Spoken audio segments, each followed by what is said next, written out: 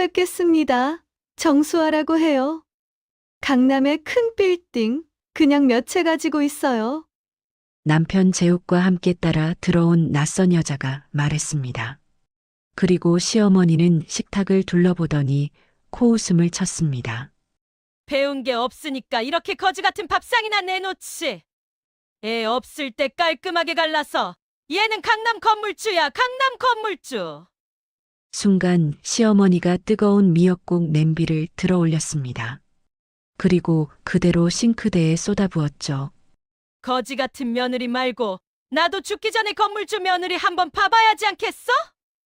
채린이 황급히 다가갔지만 시어머니는 손을 휘둘렀습니다. 시어머니가 서류 한 장을 채린 앞에 던졌습니다. 바닥에 떨어진 서류 위에 또렷하게 적혀 있었죠. 이혼 합의서. 그 여자는 정수아라고 했습니다. 명품 베개, 명품 구두까지 온몸에서 돈 냄새가 풍겼죠. 정수아는 채린을 보며 씩 웃었습니다. 남편 재욱은 고개도 들지 않았습니다. 그저 벽만 바라보고 있었죠. 채린의 손이 떨렸습니다. 오늘의 이야기 시작 전에 잠시만 구독 버튼을 눌러주세요.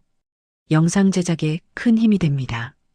댓글로 시청하고 계신 곳을 알려주시면 감사한 마음으로 반갑게 인사드리겠습니다.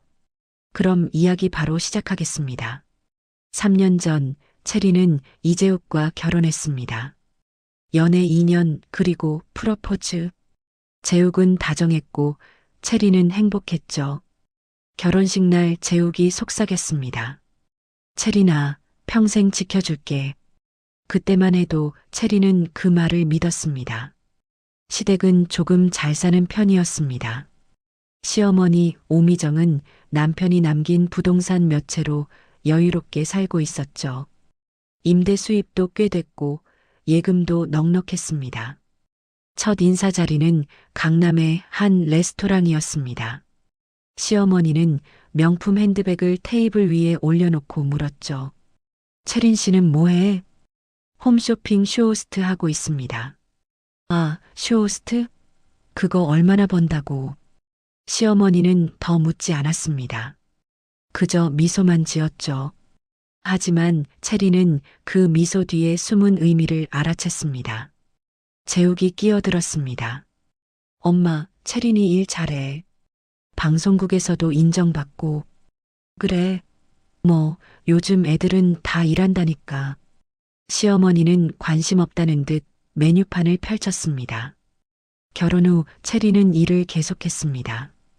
방송 스케줄 때문에 퇴근이 늦은 날도 많았죠. 생방송이 끝나면 보통 밤 10시가 넘었습니다. 어느 날 시어머니가 전화를 걸어왔습니다. 채린아, 재욱이가 혼자 밥 먹더라. 신혼인데 그러면 안 되지. 죄송해요, 어머님. 다음부턴 일찍 들어올게요. 쇼호스트가 뭐가 그리 바빠? 애 낳을 생각도 해야지.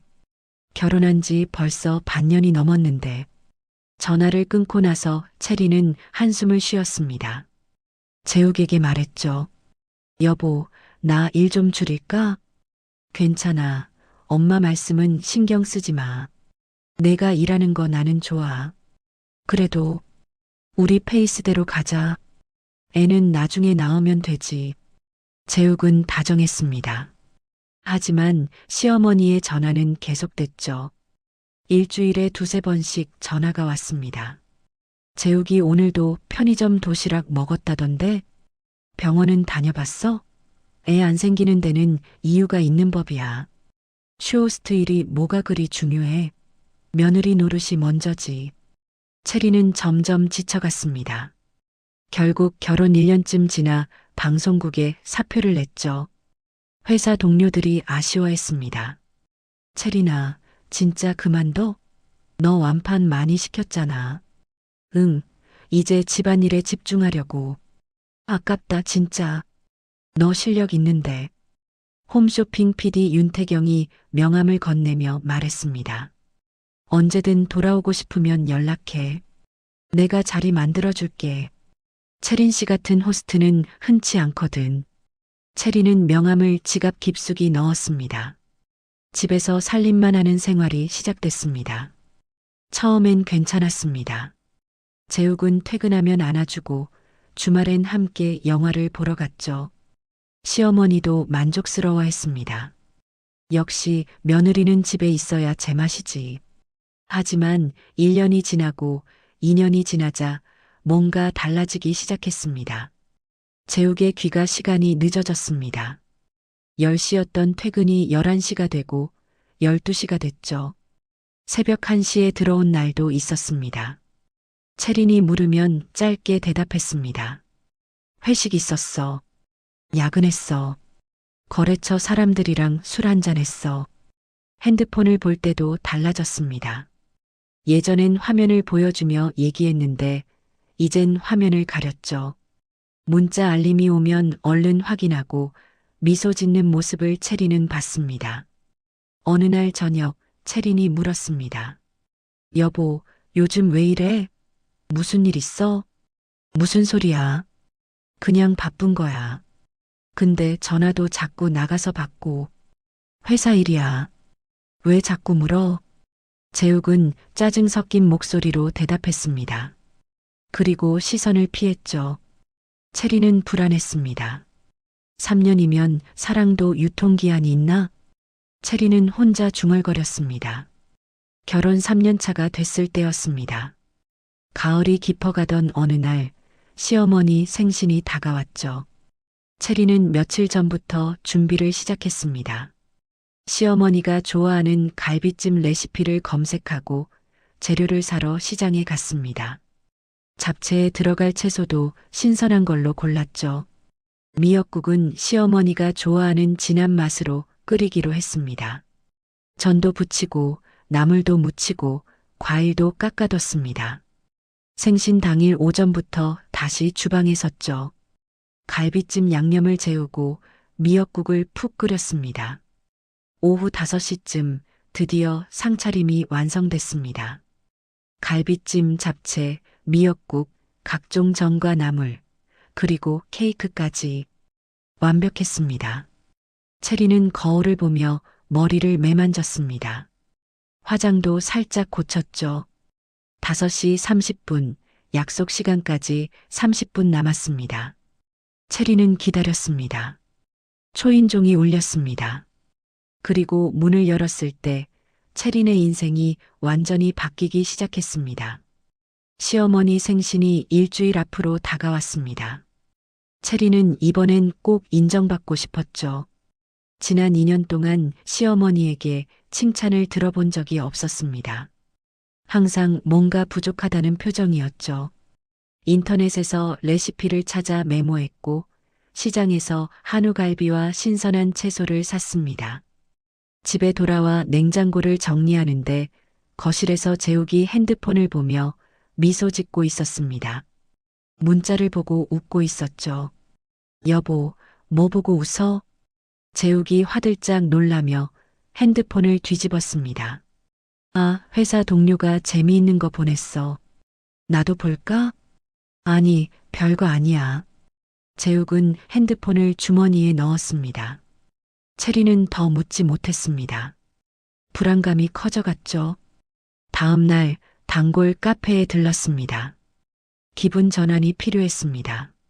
알바생 지수가 반갑게 인사했습니다. 안녕하세요, 손님. 오늘은 아메리카노? 응, 그걸로 줘. 손님, 요즘 안 좋아 보여요. 무슨 일 있어요? 지수는 채린을 1년 넘게 봐왔습니다. 단골이라 어느 정도 친해진 사이였죠. 아니야, 괜찮아. 거짓말. 얼굴에 다 쓰여 있는데요. 채린은 쓴웃음을 지었습니다.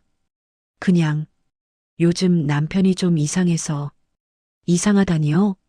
늦게 들어오고 핸드폰도 숨기고. 지수가 조심스럽게 말했습니다. 혹시 바람 피우는 건 아니죠? 설마. 채리는 고개를 저었습니다. 하지만 확신이 없었죠. 제 친구도 그랬는데요. 남편이 그렇게 행동하더니 결국. 지수는 말을 잇지 못했습니다. 채리는 커피를 홀짝였습니다. 쓴맛이 입안 가득 퍼졌죠. 집에 돌아왔을 때 재욱은 없었습니다. 오후 8시였죠.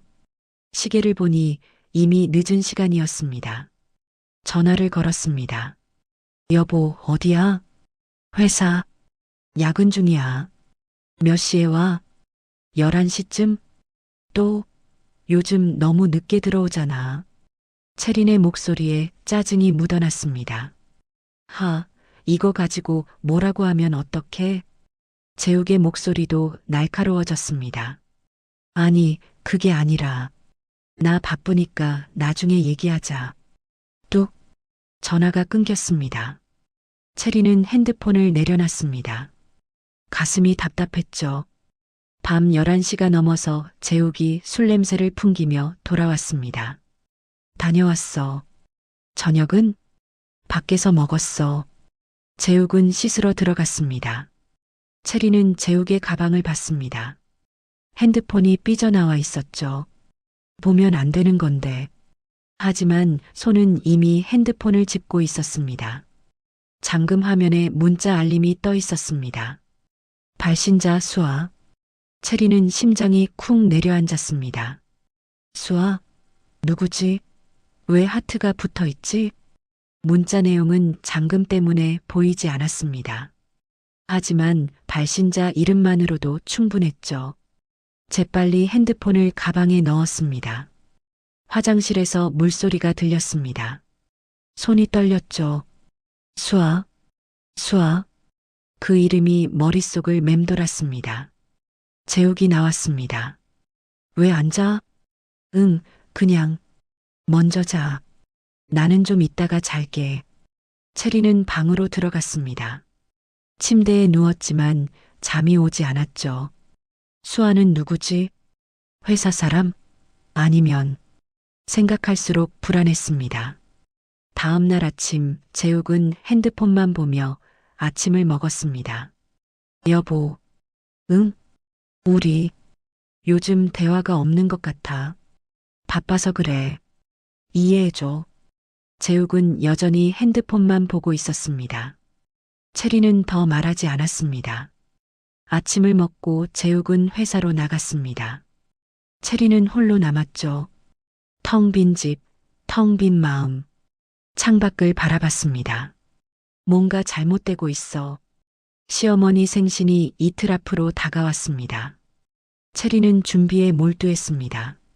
레시피를 다시 확인하고 재료를 점검했죠. 완벽하게 준비하자. 이번엔 꼭 인정받고 싶어. 하지만 마음 한편에는 여전히 불안감이 자리 잡고 있었습니다. 재욱의 핸드폰에 떠있던 그 이름. 수아. 그 이름이 계속 떠올랐습니다. 불길한 예감이 사라지지 않았죠. 마치 폭풍 전야 같은 고요함이었습니다. 생신 당일 채리는 일찍 일어나 주방에 섰습니다. 갈비찜, 잡채, 미역국, 전을 하나하나 정성껏 만들었죠. 오후가 되자 완벽한 상차림이 완성됐습니다. 채리는 뿌듯했습니다. 이번엔 잘했어. 거울을 보며 화장을 고치고 단정하게 옷을 입었습니다. 약속 시간이 다가왔습니다. 채리는 초인종 소리를 기다렸습니다. 가슴이 두근거렸죠.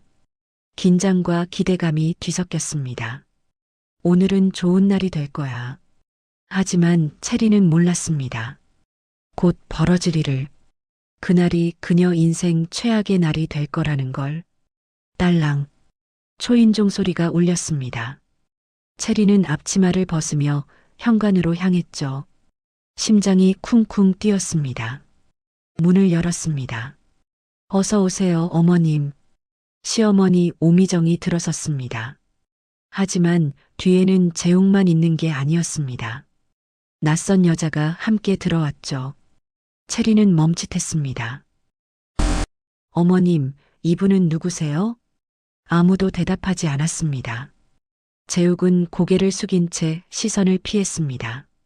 무표정한 얼굴이었죠. 낯선 여자는 채린을 보며 씩 웃었습니다. 명품 가방에 명품 구두. 온몸에서 돈 냄새가 풍겼습니다. 시어머니는 거실로 들어가 식탁을 둘러봤습니다. 채린이 정성껏 차린 생신상이었죠. 갈비찜, 잡채, 미역국, 전, 나물, 그리고 케이크까지. 하지만 시어머니의 표정이 일그러졌습니다. 이게 뭐야? 채린은 가슴이 철렁했습니다. 생신상 차렸어요, 어머님. 생신상? 시어머니가 코웃음을 쳤습니다. 배운 게 없으니까 이렇게 거지 같은 밥상이나 내놓지. 채린은 숨이 멎었습니다. 어머님, 됐어. 시어머니가 손을 휘저었습니다. 그리고 뜨거운 미역국 냄비를 들어 올렸습니다. 채린은 눈이 커졌죠. 어머님, 그건 싸. 시어머니는 미역국을 싱크대에 쏟아부었습니다. 김이 모락모락 나는 뜨거운 국이 배숙으로 흘러내렸죠. 채린이 몇 시간 동안 끓인 미역국이었습니다. 어머님. 채린이 다가가려 했지만 시어머니가 손을 뻗어 막았습니다. 닥쳐. 시어머니의 목소리가 거실에 울렸습니다. 쇼호스트? 그거 얼마나 번다고 우리 아들 붙잡고 있어? 채린은 말문이 막혔습니다. 시어머니는 가방에서 서류 한 장을 꺼냈습니다. 그리고 채린 앞에 던졌죠. 파사삭. 서류가 바닥에 떨어졌습니다. 채린은 고개를 숙여 서류를 봤습니다. 이혼 합의서. 또렷하게 적혀 있었죠. 애 없을 때 깔끔하게 갈라서. 시어머니가 소리쳤습니다. 채린은 고개를 들어 시어머니를 봤습니다. 어머님, 이게 무슨... 얘는 강남 건물주야, 강남 건물주. 시어머니가 낯선 여자를 가리켰습니다. 거지 같은 며느리 말고 나도 건물주 며느리 한번 봐보자. 그 순간 모든 게 이해됐습니다. 저 여자, 재욱의 핸드폰에 떠있던 그 이름. 수아. 바로 저 여자였습니다. 채린은 재욱을 봤습니다. 여보. 재욱은 고개를 돌렸습니다. 벽만 바라보고 있었죠. 아무 말도 하지 않았습니다. 정수아가 앞으로 나섰습니다. 안녕하세요. 저는 정수아예요. 밝은 목소리였습니다. 마치 친구를 만난 것처럼 가벼웠죠. 저희 아버지가 강남에 건물 몇 채 갖고 계세요. 재욱 오빠랑은 회사에서 알게 됐고요. 정수아는 채린을 위아래로 훑어봤습니다. 그리고 씩 웃었죠. 조롱하는 미소였습니다. 수아야, 이리 와. 시어머니가 정수아를 자기 옆으로 불렀습니다. 우리 며느리 될 사람이야. 시어머니는 정수아의 손을 꼭 잡았습니다. 마치 보물이라도 되는 것처럼. 채린은 그 모습을 멍하니 바라봤습니다. 손이 떨렸습니다.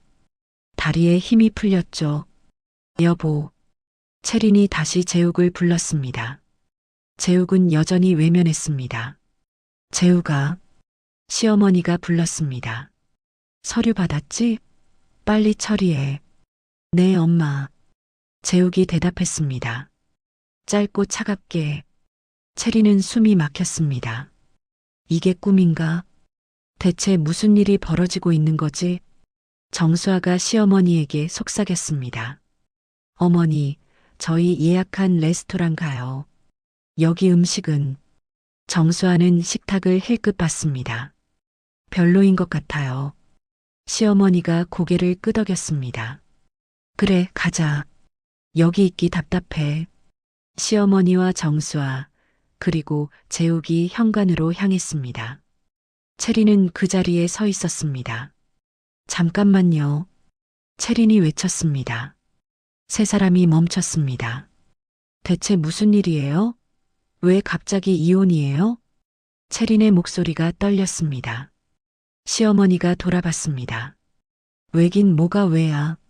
쓸모없는 며느리 필요 없으니까 가라는 거지. 쓸모없다니요? 애도 못 낳고 돈도 못 벌고 그냥 집에서 빈둥거리기만 하잖아. 시어머니의 말이 칼처럼 날아왔습니다. 그건 어머님이 일 그만두라고. 변명하지 마. 우리 재욱이는 이제 수아 같은 좋은 여자 만났으니까 너는 나가.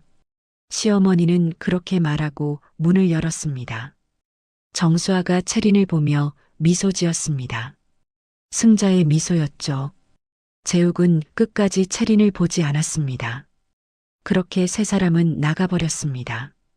쿵! 문이 닫혔습니다. 채린은 혼자 남았습니다. 텅 빈 거실, 차려진 생신상, 그리고 바닥에 떨어진 이혼 합의서. 채린은 그 자리에 주저앉았습니다. 손이 떨렸습니다. 온몸이 떨렸죠. 대체 왜? 내가 뭘 잘못했지?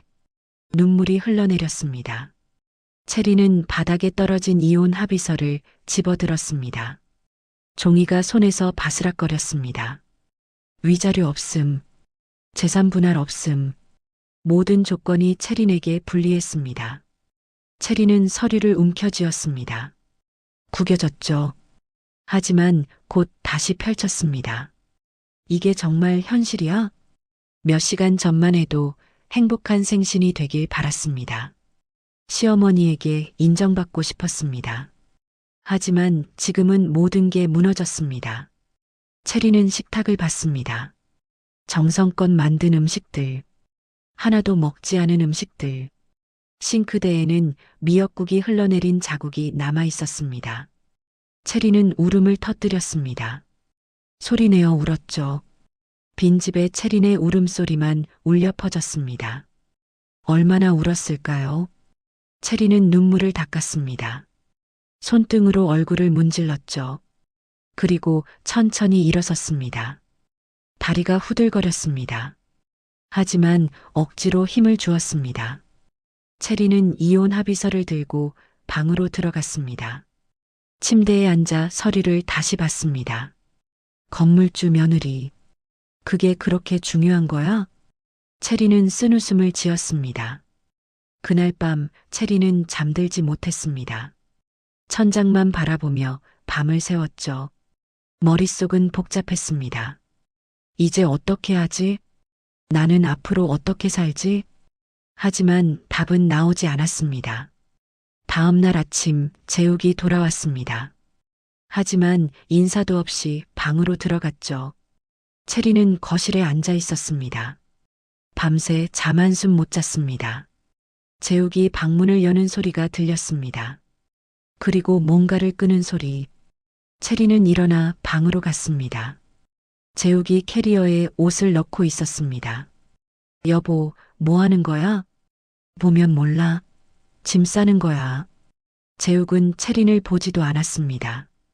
어디 가려고? 엄마 집. 왜? 당분간 거기서 지낼 거야. 재욱은 무심하게 대답했습니다.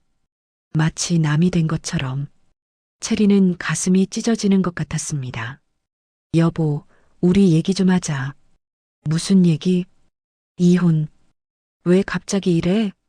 재욱은 캐리어를 닫으며 말했습니다. 갑자기가 아니야. 이미 오래전부터 생각했어. 뭐? 채린아, 솔직히 우리 사이 별로잖아. 재욱의 말이 칼처럼 날아왔습니다. 애도 없고 너도 일 안 하고 일은 어머님이 그만두라고 해서. 알아. 근데 이제 와서 무슨 소용이야. 재욱은 캐리어를 들었습니다. 서류 작성하면 연락해. 여보. 채린이 재욱의 팔을 잡았습니다. 재욱은 팔을 뿌리쳤습니다. 나. 제발 다시 생각해봐. 우리 3년이나. 3년이면 충분히 오래 견딘 거야. 재욱은 그렇게 말하고 방을 나갔습니다. 현관에서 신발을 신고 문을 열었죠. 여보.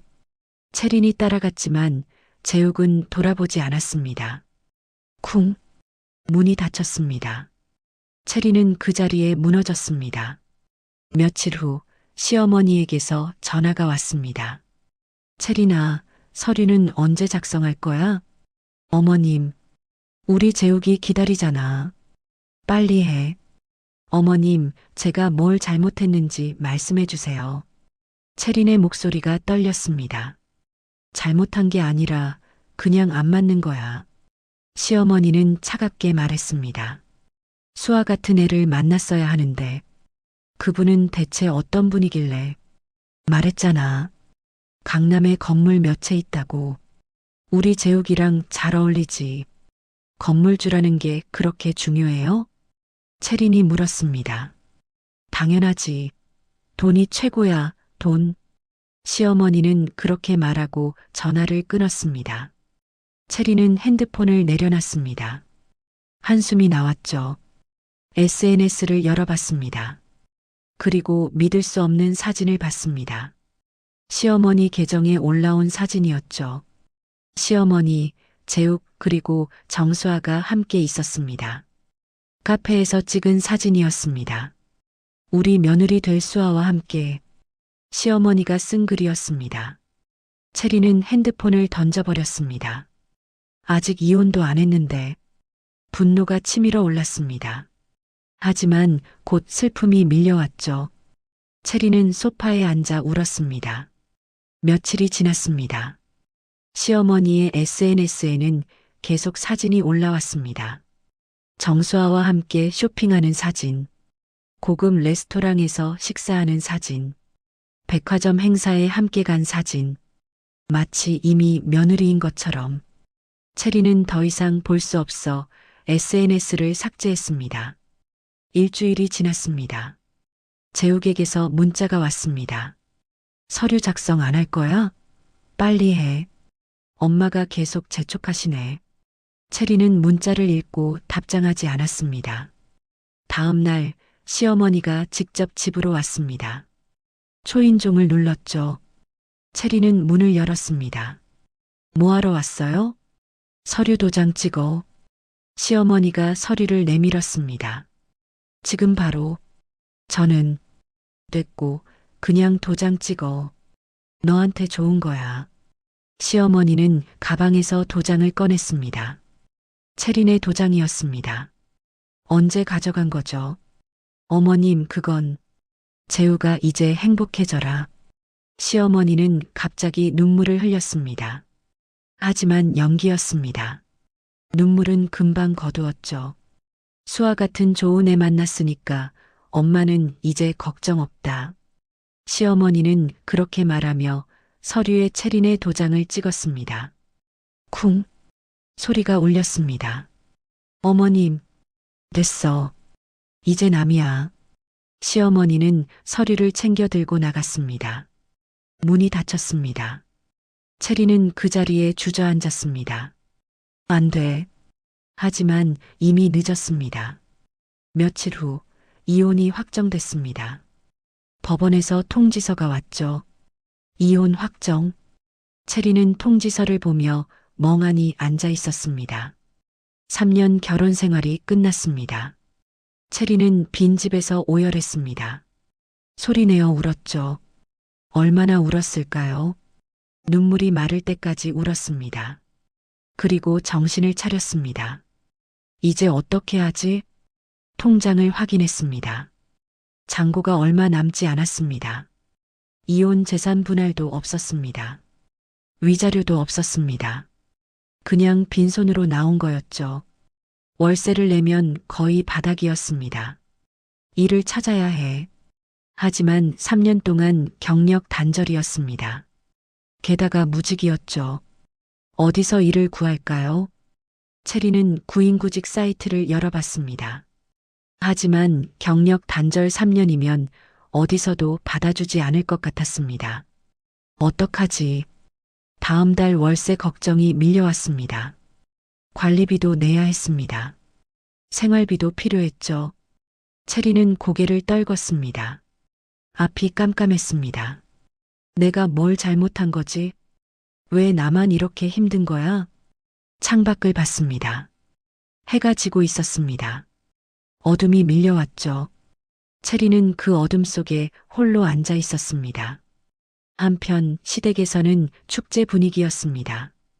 오미정은 정수아와 함께 백화점을 돌아다녔죠. 수아야, 이 가방 어때? 예쁘네요, 어머니.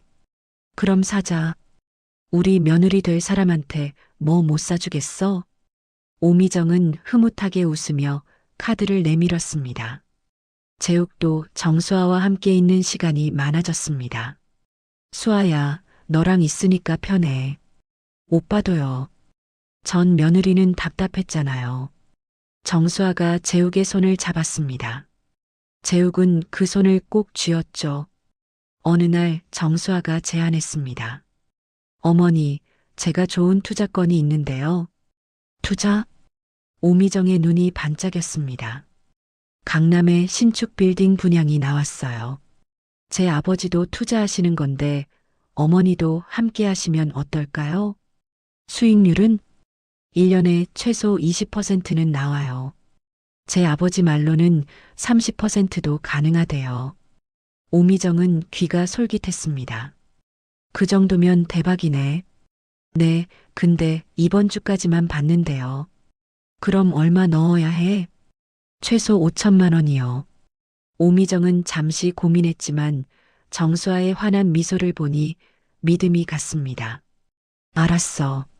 내가 1억 넣을게. 정말요? 고마워요, 어머니. 며칠 후 정수아는 또 다른 제안을 했습니다.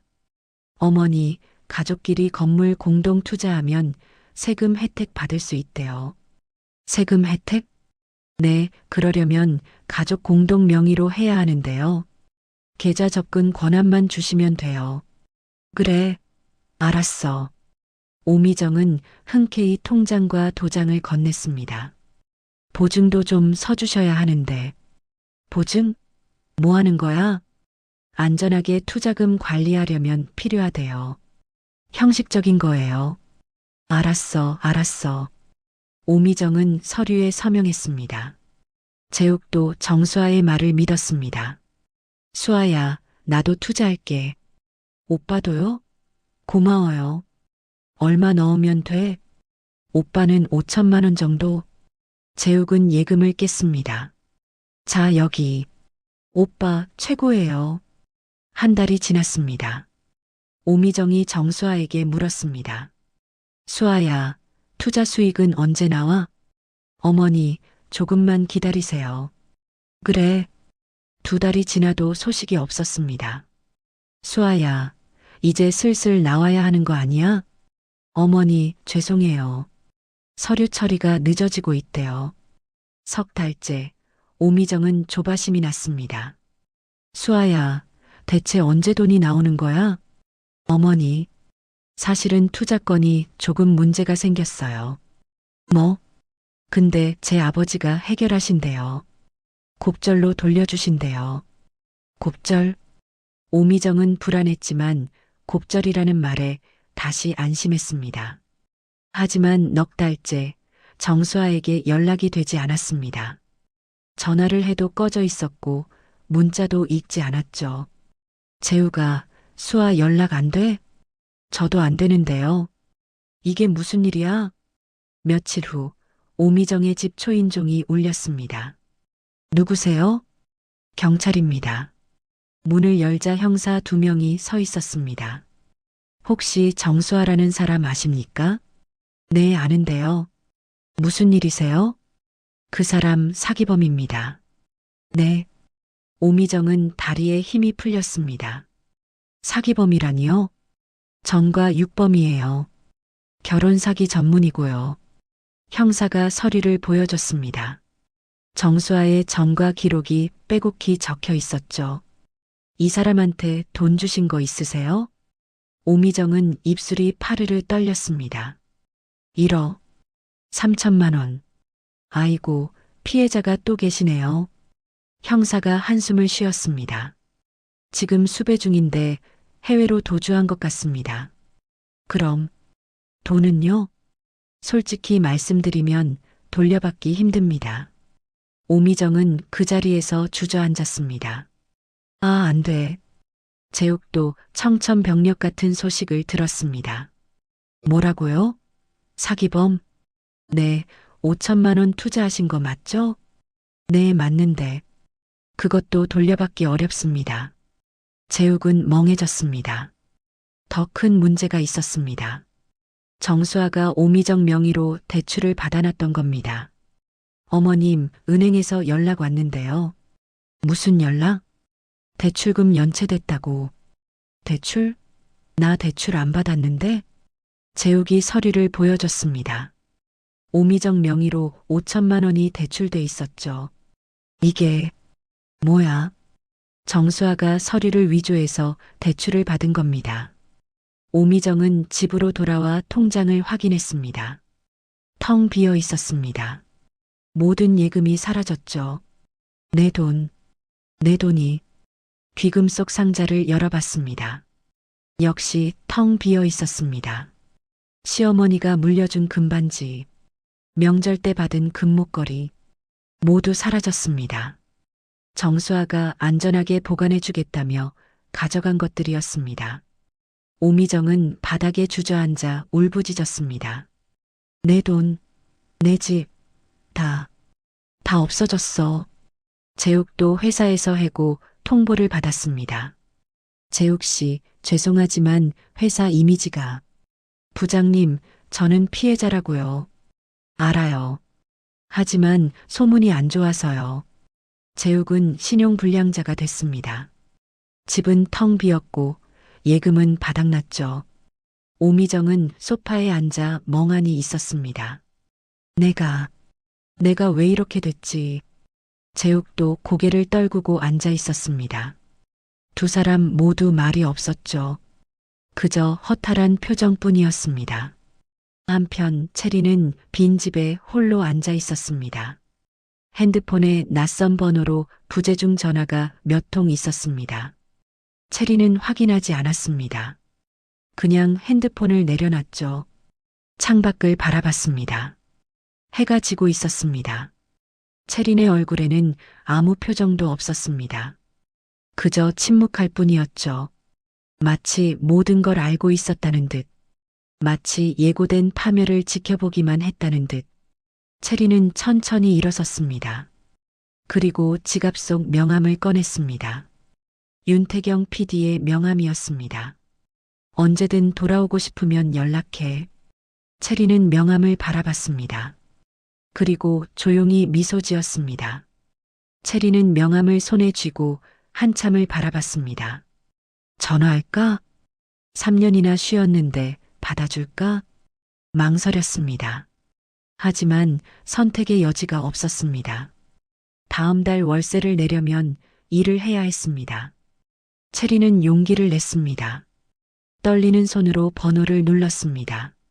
신호음이 울렸습니다. 여보세요? 윤태경의 목소리가 들렸습니다. PD님, 저 체린이에요. 체린 씨, 오랜만이에요. 어떻게 지냈어요? PD님, 저 다시 일 시작하고 싶은데요. 전화 너머로 잠시 침묵이 흘렀습니다. 체린은 심장이 쿵쿵 뛰었습니다. 체린 씨, 내가 돌아오면 내가 무조건 라인 깔아줄게. 윤태경의 목소리가 밝아졌습니다. 정말요? 그럼. 체린 씨 같은 호스트는 흔치 않아. 회사에서도 환영할 거야. 감사합니다, PD님. 내일 당장 나올 수 있어? 네, 나갈게요. 전화를 끊고 나서 체리는 한참을 그 자리에 앉아 있었습니다. 눈물이 핑 돌았습니다. 다시 시작할 수 있어. 다음 날 체리는 방송국으로 향했습니다. 3년 만에 다시 밟는 방송국 복도였죠. 익숙하면서도 낯선 느낌이었습니다. 체린 씨, 윤태경이 반갑게 맞아줬습니다. PD님, 정말 고마워요. 고맙긴. 우리가 고맙지. 체린 씨 복귀한다니까 다들 좋아하더라. 하지만 모두가 환영하는 건 아니었습니다. 분장실에서 다른 호스트들이 수군거리는 소리가 들렸죠. 3년이나 쉬었는데 감이 있겠어? 요즘 신인 호스트들 얼마나 잘하는데. 체리는 들은 척하지 않았습니다. 첫 방송은 일주일 후였습니다. 체리는 그 일주일 동안 미친 듯이 준비했습니다. 제품 공부, 대본 암기, 발성 연습. 거울 앞에서 수없이 리허설을 반복했죠. 방송 당일 체리는 스튜디오에 들어섰습니다. 조명이 환하게 비쳤고 카메라가 그녀를 향했죠. 자, 10초 전 스태프의 목소리가 들렸습니다. 다섯, 넷, 셋. 빨간 불이 들어왔습니다. 안녕하세요, 여러분. 체린이 말했습니다. 하지만 목소리가 떨렸습니다. 손도 미세하게 흔들렸죠. 이 제품은 말이 꼬였습니다. 체리는 당황했습니다. 진정해, 진정해. 간신히 방송을 마쳤습니다. 하지만 결과는 좋지 않았죠. 판매량이 예상의 절반밖에 나오지 않았습니다. 괜찮아, 체린 씨. 첫 방송이니까 그럴 수 있어. 윤태경이 위로했지만 체리는 자책감에 빠졌습니다. 역시 안 되는 건가? 분장실로 돌아가는 길, 동료들의 수군거림이 들렸습니다. 역시 3년은 너무 길었나 봐. 감 떨어진 게 확실해. 체리는 입술을 깨물었습니다. 그날 밤 체리는 집에 돌아와 거울 앞에 섰습니다. 나는 할 수 있어. 스스로에게 말했습니다. 포기하지 마. 다음 날부터 체리는 더 열심히 준비했습니다. 동료 호스트들의 방송을 보며 연구했고 시청자 댓글을 분석했죠. 무엇이 부족한지, 무엇을 보완해야 하는지. 2주일 후 두 번째 방송이 시작됐습니다. 이번엔 달랐습니다. 체리는 카메라를 보며 자연스럽게 미소 지었습니다. 안녕하세요, 여러분. 오늘 소개해드릴 제품은 정말 특별합니다. 목소리가 안정적이었습니다. 손짓도 자연스러웠죠. 이 제품의 가장 큰 장점은 바로 이겁니다. 체리는 제품을 하나하나 설명하며 시청자들과 소통했습니다. 댓글창이 실시간으로 올라왔죠. 오, 설명 진짜 잘하네요. 저 호스트 누구예요? 처음 보는데 좋아요. 바로 주문했어요. 방송이 끝나고 10분 만에 완판됐습니다. 스튜디오가 환호성으로 가득 찼죠. 체린 씨, 완판이야, 완판. 윤태경이 달려와 손을 잡아줬습니다. PD님, 내가 뭐라고 했어? 체린 씨는 할 수 있다고. 체리는 울컥했습니다. 하지만 이번엔 기쁨의 눈물이었죠. 그날부터 체린의 방송은 계속 완판 행진을 이어갔습니다. 세 번째 방송, 완판. 네 번째 방송, 완판. 다섯 번째 방송도 완판이었습니다. SNS에 체린의 이름이 오르기 시작했습니다. 홈쇼핑 체린 호스트 대박. 갓체린 완판 여왕 등극. 커뮤니티에서도 체린의 방송이 화제였죠. 체린 호스트 설명 듣다 보니 자동으로 주문하게 됨. 완판 예약 키읔 갓체린. 한 달 후 체린은 회사에서 인정받는 호스트가 됐습니다. 월급도 올랐고 스케줄도 늘어났습니다. 어느 날 윤태경이 불렀습니다. 체린 씨, 다음 주에 프라임 시간대 방송해볼래? 프라임 시간대요? 응. 시청자가 가장 많은 시간이야. 회사에서 체린 씨한테 맡기기로 했어. 체린은 믿기지 않았습니다. 제가 할 수 있을까요? 당연하지. 체린 씨니까 가능한 거야. 프라임 시간대 방송날 체린은 긴장했지만 자신감이 있었습니다. 카메라 앞에 서자 모든 게 자연스러웠죠. 안녕하세요, 여러분. 체린은 능숙하게 제품을 소개했습니다. 시청자들의 반응도 뜨거웠습니다. 체린 호스트 최고. 완판 예약. 방송이 끝나기도 전에 품절됐습니다. 회사는 난리가 났죠. 체린 씨, 정말 대단하십니다. 이번 달 매출 최고예요. 동료 호스트들도 인정할 수밖에 없었습니다. 체리는 그렇게 조금씩 다시 일어서고 있었습니다. 어느 날 저녁 체리는 방송을 마치고 휴게실에서 쉬고 있었습니다. 윤태경이 커피를 건네며 말했죠. 체린 씨, 요즘 얼굴이 많이 밝아졌어. 그래요? 응. 처음 왔을 때랑 완전 다르지. 체리는 미소 지었습니다. 다시 시작할 수 있게 해줘서 고마워요, PD님. 뭘? 체린 씨가 잘해준 거지. 그날 밤 집에 돌아온 체리는 거울을 봤습니다. 예전보다 훨씬 당당한 얼굴이 비쳤죠. 나 잘하고 있어. 이제 진짜 새 출발이야. 체리는 자신을 버렸던 삶에서 완전히 벗어났습니다. 더 이상 시댁의 눈치를 보지 않았습니다. 더 이상 누군가의 며느리가 아니었습니다. 이제는 박채린 그 자체였습니다. 성공한 홈쇼핑 호스트, 가채린이라 불리는 완판 여왕. 체리는 창밖을 봤습니다. 밤하늘에 별이 빛나고 있었습니다. 체린도 그렇게 빛나고 있었죠. 어느 날 체리는 집을 정리하고 있었습니다. 이사를 가기로 했거든요.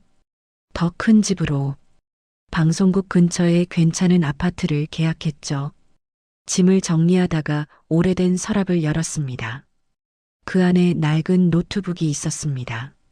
이거 예전에 쓰던 노트북이었습니다. 결혼 전에 사용하던 거였죠. 체리는 호기심에 노트북을 켰습니다. 부팅이 느렸습니다. 한참을 기다리자 화면이 켜졌죠. 오래된 파일들이 가득했습니다.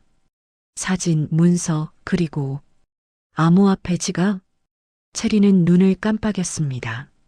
아, 맞다. 기억이 났습니다. 몇 년 전 친구의 권유로 호기심에 비트코인을 조금 샀었죠. 10만 원어치였습니다. 체리나, 이거 재미로 한번 해봐. 나중에 오를지도 몰라. 친구의 말에 그냥 사둔 거였습니다. 그리고 완전히 잊고 있었죠. 체리는 지갑 파일을 클릭했습니다. 비밀번호 입력창이 떴습니다. 비밀번호가 뭐였더라? 체리는 머리를 굴렸습니다. 기억이 나지 않았죠. 서랍을 뒤지기 시작했습니다. 오래된 수첩, 영수증, 명함, 그리고 낡은 메모장을 발견했습니다. 펼쳐보니 비밀번호가 적혀 있었죠. 체리는 메모장을 보며 천천히 입력했습니다. 손이 떨렸습니다. 엔터를 눌렀죠. 잠시 로딩 화면이 나타났습니다. 그리고 지갑이 열렸습니다. 화면에 숫자가 떴습니다. 체리는 눈을 의심했습니다. 이게 뭐지? 10만 원어치로 샀던 비트코인. 그 가치가 지금은 수십억 원이었습니다. 체리는 숨이 멎었습니다. 화면을 다시 봤습니다. 숫자를 하나하나 확인했죠. 진짜야. 체리는 소파에 주저앉았습니다. 손이 떨렸습니다. 심장이 쿵쿵 뛰었죠. 이게 정말 내 거야? 한참을 멍하니 앉아 있었습니다. 그러다 정신을 차리고 검색을 시작했습니다. 비트코인 현금화 방법, 암호화폐 세금, 비트코인 거래소. 밤새 공부했습니다. 다음 날 체리는 전문가를 만났습니다. 강남의 한 자산관리 회사였죠. 안녕하세요, 박채린 씨. 전문가가 악수를 청했습니다. 비트코인 보유하신 거 확인했습니다. 상당한 금액이시네요. 네. 제가 잊고 있었던 건데요. 운이 정말 좋으셨습니다. 현금화 원하시면 도와드릴 수 있어요. 체리는 고개를 끄덕였습니다. 세금은 어떻게 되나요? 양도소득세가 있습니다. 그래도 상당한 금액이 남을 거예요. 전문가가 계산기를 두드렸습니다. 대략 이 정도 받으실 수 있습니다. 체리는 숫자를 봤습니다. 여전히 수십억 원이었죠. 분산 투자도 추천드립니다. 안정적인 자산으로요. 어떤 걸로요? 부동산은 어떠세요? 강남 쪽 소형 빌딩 같은. 체리는 귀가 솔깃했습니다. 빌딩. 시어머니가 그렇게 원하던 건물주. 이제 체린이 될 수 있었습니다. 일주일 후 체리는 부동산 중개사무소에 있었습니다. 이 빌딩은 강남역 근처인데 수익률이 좋습니다. 중개사가 서류를 보여줬습니다. 임대 수입도 안정적이고요. 체리는 빌딩 사진을 봤습니다. 깔끔한 5층짜리 건물이었죠. 계약 진행하겠습니다. 네, 좋은 선택하셨습니다. 한 달 후 체리는 빌딩 등기부 등본을 받았습니다. 소유주 박채린, 또렷하게 적혀 있었죠. 체리는 빌딩 앞에 섰습니다. 올려다봤습니다. 내 건물. 믿기지 않았습니다. 체리는 미소 지었습니다. 그런데 며칠 후였습니다. 부동산 중개사가 지인에게 이야기했던 모양입니다. 박채린 씨라고 홈쇼핑 호스트인데 강남에 빌딩 샀대요.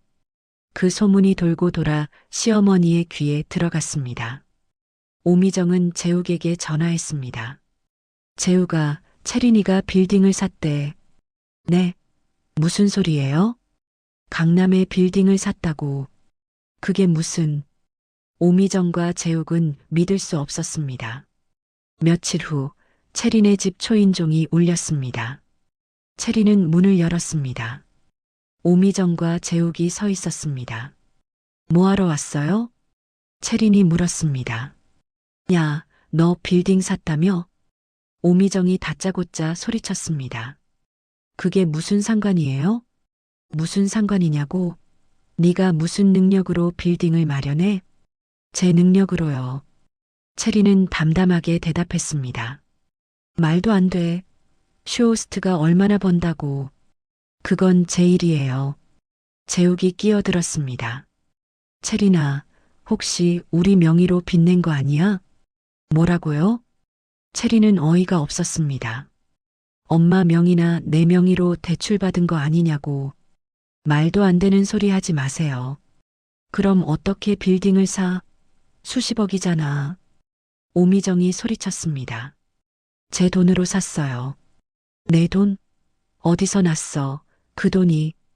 그건 말씀드릴 필요 없을 것 같은데요. 채리는 차갑게 말했습니다. 오미정이 화를 냈습니다. 아, 우리가 누군데 이래. 시어머니고 전남편이잖아. 전남편이요. 남이죠. 채린의 말에 오미정은 할 말을 잃었습니다. 채린아. 재욱이 다시 입을 열었습니다. 우리 좀 도와줄 수 없어? 지금 형편이 어려워서. 싫어요. 채린은 단호하게 말했습니다. 뭐? 도와드릴 생각 없어요. 아, 그래도 3년이나 식구였잖아. 오미정이 소리쳤습니다. 이혼했잖아요. 어머님이 직접 도장 찍으셨죠. 채리는 조용히 말했습니다. 그건, 그때는, 이제 가주세요. 채리는 문을 잡았습니다. 아, 너 1억이야? 나가세요. 안 나가시면 경찰 부를게요. 채린의 단호한 목소리에 오미정과 재욱은 할 수 없이 물러섰습니다. 너 두고 봐. 오미정이 소리쳤지만 채리는 대꾸하지 않았습니다. 채리는 조용히 미소 지었습니다. 그리고 천천히 문을 닫았습니다. 쿵! 문이 닫혔습니다. 채리는 문에 기대어 섰습니다. 심장이 두근거렸지만 후회는 없었습니다. 잘했어. 거울을 봤습니다. 더 이상 흔들리지 않는 눈빛이 보였죠. 채리는 창밖을 봤습니다. 햇살이 따뜻하게 비추고 있었습니다. 새로운 하루였습니다. 채린의 새로운 인생이었죠. 며칠 후 오미정의 집 텅 빈 거실에 오미정과 재욱이 앉아 있었습니다. TV만 켜져 있었죠. 홈쇼핑 채널이었습니다. 안녕하세요, 여러분. 익숙한 목소리가 들렸습니다. 오미정과 재욱은 고개를 들었습니다. 화면에 채린이 있었습니다. 환하게 웃으며 제품을 소개하고 있었죠. 오늘 소개해드릴 제품은 정말 특별합니다. 채린은 자신감 넘치는 모습이었습니다. 댓글창이 실시간으로 올라왔습니다. 가채린 최고. 오늘도 완판 예약. 오미정은 멍하니 화면을 바라봤습니다. 재욱도 고개를 떨구었죠. 주문이 폭주하고 있습니다. 채린의 목소리가 경쾌했습니다. 감사합니다, 여러분. 방송이 끝났습니다. 오미정은 리모컨을 들고 TV를 껐습니다. 침묵이 흘렀습니다. 재욱아, 네 엄마. 우리 어떻게 된 거야? 오미정의 목소리가 떨렸습니다. 재욱은 대답하지 못했습니다. 사기 여파로 직장에서 해고된 지 한 달이 지났습니다. 신용불량자가 되어 어디서도 취직할 수 없었죠. 오미정도 빚더미에 앉아 있었습니다. 대출금은 계속 쌓여갔고 집도 곧 넘어갈 판이었습니다. 채린이가 저렇게 잘 살고 오미정은 한숨을 쉬었습니다. 다음 날 재욱이 서류 봉투를 들고 왔습니다. 엄마, 이거 봐요. 뭔데? 채린이 빌딩 등기부 등본이요. 재욱이 서류를 펼쳤습니다. 오미정은 서류를 들여다봤습니다. 그리고 눈이 커졌습니다. 소유주 박채린, 주소 서울특별시 강남구, 취득일자, 또렷하게 적혀 있었습니다. 진짜 채린이 거네. 오미정은 서류를 떨어뜨렸습니다. 엄마, 괜찮으세요? 내가 뭘 한 거야? 오미정은 머리를 감싸쥐었습니다. 건물주 며느리. 그게 채린이었어. 갑자기 오미정이 뒷골을 잡았습니다. 엄마. 재욱이 황급히 다가갔습니다. 오미정은 그대로 쓰러졌습니다. 엄마. 재욱이 흔들었지만 오미정은 의식이 없었습니다. 재욱은 급히 전화를 걸었습니다. 여보세요. 구급차 좀 보내주세요. 그날 저녁 재욱은 채린의 집 앞에 서 있었습니다. 손이 떨렸습니다. 초인종을 눌렀습니다. 잠시 후 문이 열렸습니다. 채린이 나타났습니다. 왜 왔어요? 채린의 목소리는 차갑했습니다. 채린아. 재욱은 말을 잇지 못했습니다. 그리고 무릎을 꿇었습니다. 뭐 하는 거예요? 제발, 한 번만 용서해줘. 재욱의 목소리가 떨렸습니다. 일어나세요. 채린아, 내가 잘못했어. 정말 잘못했어. 알아요. 채린은 담담하게 말했습니다. 제발 우리 엄마 좀 살려줘. 엄마가 쓰러졌어. 그게 저랑 무슨 상관이에요? 채린아, 우리 남이잖아요. 채린의 말에 재욱은 고개를 떨궜습니다. 그래도 3년이나. 3년이면 충분히 오래 견딘 거라고 하셨잖아요. 본인이. 재욱은 할 말이 없었습니다. 멀리서 앰뷸런스 사이렌 소리가 들렸습니다. 어머님 병원 가셔야 하는 거 아니에요? 채린이 물었습니다. 채린아, 제발. 전 도와드릴 수 없어요. 채린은 그렇게 말하고 돌아섰습니다. 채린아. 재욱이 소리쳤지만 채린은 멈추지 않았습니다. 현관문으로 들어갔습니다. 채린아, 제발. 쿵. 문이 닫혔습니다. 재욱은 그 자리에 무릎 꿇은 채 남았습니다. 앰뷸런스 사이렌 소리가 점점 가까워졌습니다. 재욱은 고개를 떨구고 울었습니다. 다음 날 아침, 채린은 빌딩으로 향했습니다. 깔끔한 정장을 입고 선글라스를 쓴 채였죠. 빌딩 앞에 차가 섰습니다. 채린은 차에서 내렸습니다. 햇살이 따뜻하게 비추고 있었습니다. 채린은 자신의 빌딩을 올려다봤습니다. 미소가 번졌죠. 나는 해냈어. 빌딩 안으로 들어갔습니다. 직원들이 인사했습니다. 안녕하세요, 사장님. 안녕하세요. 채린은 엘리베이터를 탔습니다. 최상층 버튼을 눌렀죠. 엘리베이터가 올라갔습니다. 최상층에는 채린의 사무실이 있었습니다. 넓고 깔끔한 공간이었죠. 큰 창문으로 강남의 풍경이 보였습니다. 채린은 창가에 섰습니다. 도시를 내려다봤습니다. 이제 시작이야. 핸드폰이 울렸습니다. 윤태경 PD였습니다. 채린 씨, 오늘 방송 준비됐어? 네, PD님. 곧 갈게요. 응, 기다릴게. 전화를 끊었습니다. 채린은 가방을 들고 사무실을 나섰습니다. 복도를 걸었습니다. 당당한 걸음걸이였죠. 엘리베이터를 타고 내려왔습니다. 빌딩 밖으로 나왔습니다. 햇살이 채린을 비쳤습니다. 차에 탔습니다. 시동을 걸었죠. 백미러를 봤습니다. 자신감 넘치는 얼굴이 비쳤습니다. 차가 출발했습니다. 체리는 앞만 보고 나아갔습니다. 더 이상 과거를 돌아보지 않았습니다. 도도하게, 당당하게 체리는 자신의 길을 걸어가고 있었습니다. 그날 저녁 방송. 안녕하세요, 여러분. 박채린입니다. 환한 미소, 완벽한 설명. 오늘도 완판입니다. 감사합니다. 스튜디오에 환호성이 울렸습니다. 카메라가 채린을 비췄습니다. 자신감 넘치고 빛나는 채린. 화면이 서서히 어두워졌습니다. 채린의 미소가 마지막으로 보였죠.